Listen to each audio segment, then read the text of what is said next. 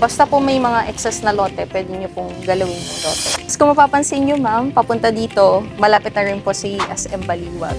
Roughly around 10 minutes. Ito po yung ating manor locks. Ito po yung excess na lote. Wala na kayong kadikit sa kabila. End na po. Imagine nyo lang po, wala tong, kasi model house po to eh.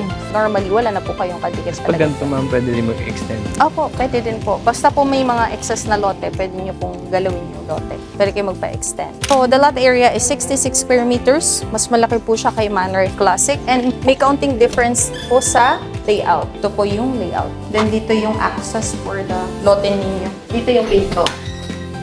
So, yan. Then, dito po yan. So, pwede mo i-extend yung Yes po, pwede pong extend. Siguro kung gusto nyo mag-ano dito ang part, ipapa-approve mo yung design. Rooms, almost similar naman po siya.